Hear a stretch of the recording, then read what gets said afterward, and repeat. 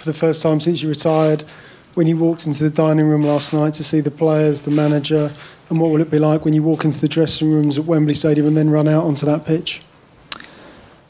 I don't know. It was a strange feeling. I don't know whether that was nerves or it was different to when you'd normally come in and meet up. So, but no, I think everyone obviously gave me a nice welcome, and it will be great to walk in the dressing room to see your shirt up once again and have the opportunity to have that last run out. Wayne, just now you've had a chance to look in from the outside, how do you look back on your time in the Premier League? Yeah, I think successful. Obviously at the minute, second highest goal scorer, and obviously won Premier Leagues, domestic cups.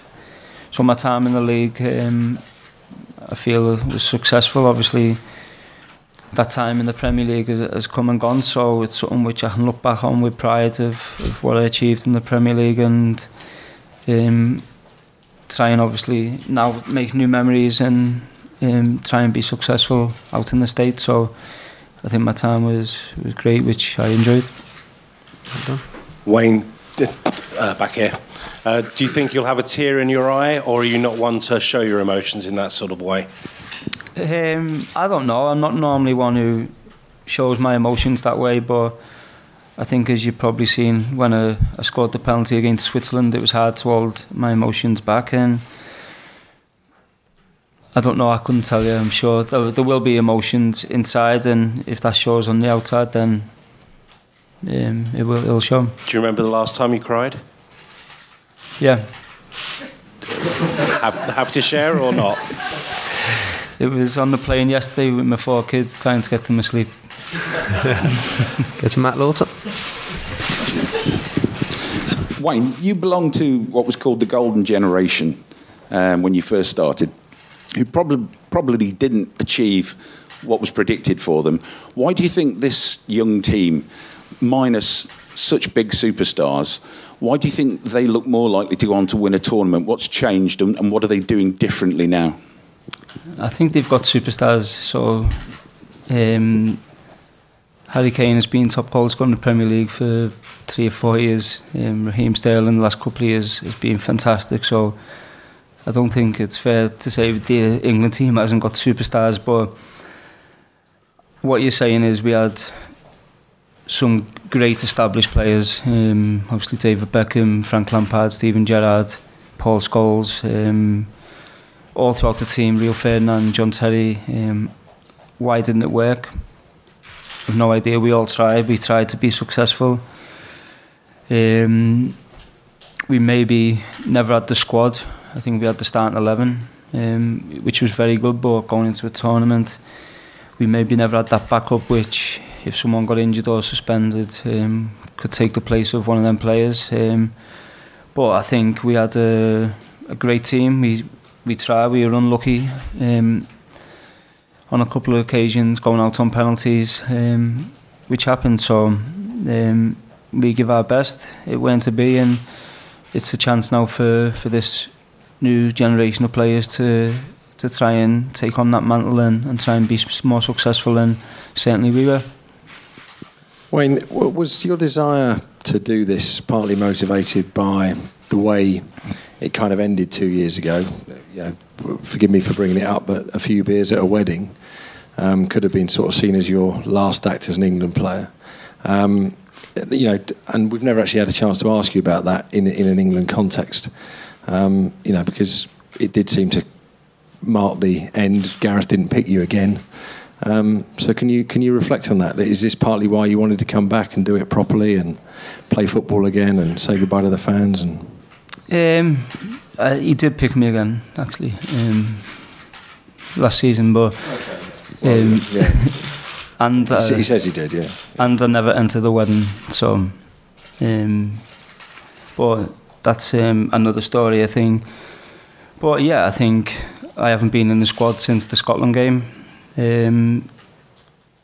partly through obviously not playing for Manchester United and not getting selected, and then the second part of it through making the decision to retire from international football. So it was, I think, speaking with the FA, we just felt it was right, and this was the way the FA wanted to move forward.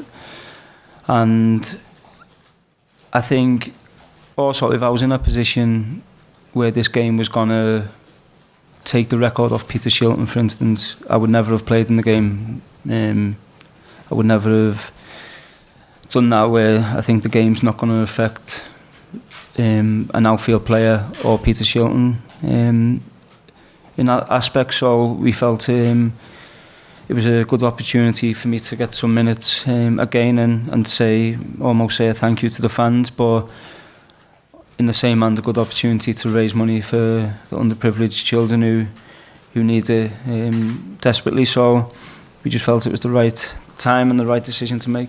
Okay, we'll come across to Andy Dunn. Yeah. Wayne, this is your farewell. There are players just starting out on their England career now. One of them is Jadon Sancho. A, what have you seen of him and what do you make of him? And two, if you were giving him any advice, what to avoid, what mistakes to avoid, what to do in his international career, what would it be?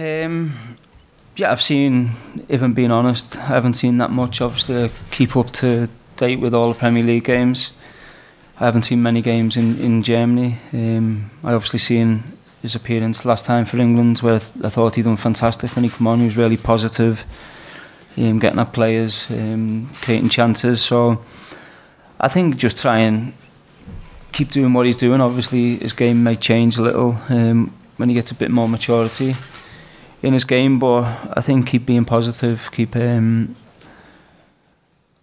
to do the right things for yourself and for the team, and enjoy it. I think that's the main thing, really. I'm sure he has his coaches, and Gareth will obviously help him a lot more, but I think as long as he does that, then he's certainly got a bright future. Okay, guys, got time for two more. Simon Peach, then Paul Joyce. You spoke about England now trying to harness former players and great players of the past, and we just touched upon the advice to give former players. Have you spoken to Gareth about what you may have done, speaking as a group to the players? Or I know he's brought in people in the past. Is that a formal thing as well as everything else? Yeah, I've spoke to Gareth, and I'm sure that will happen next couple of days. And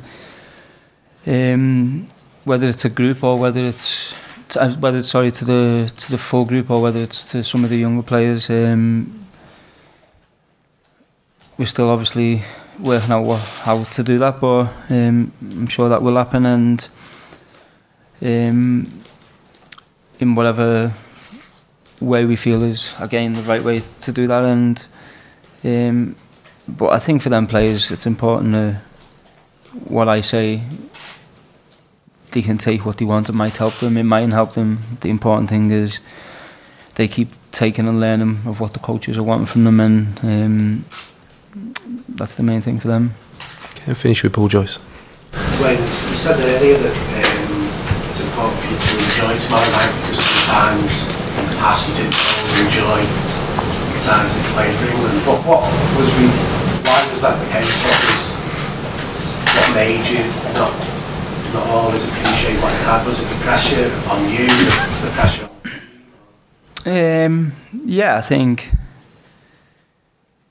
partly to do with, obviously there was a pressure on myself, which obviously when you're in that mode you don't want to admit there is pressure on yourself to perform. Obviously I've stepped back from that now, so you can look back and analyse why that was. There was a big pressure on myself to perform.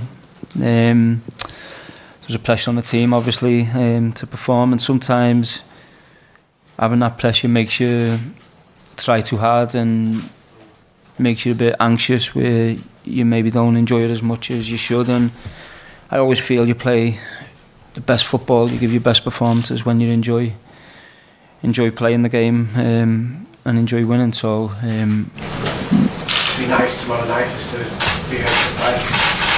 Yeah, again, as I said, I'm going to enjoy the game.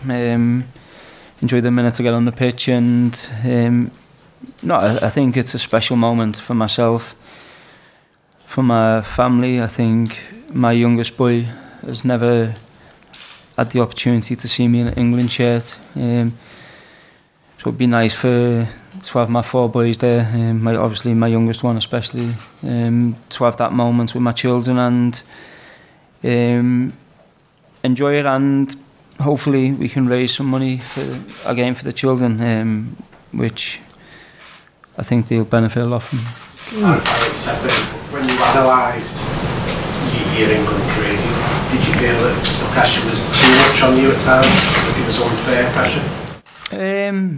No, I think the pressure was fair. I think sometimes, I'm not saying pressure from the media or the fans, I'm saying pressure you put on yourself, which it's a different type of pressure.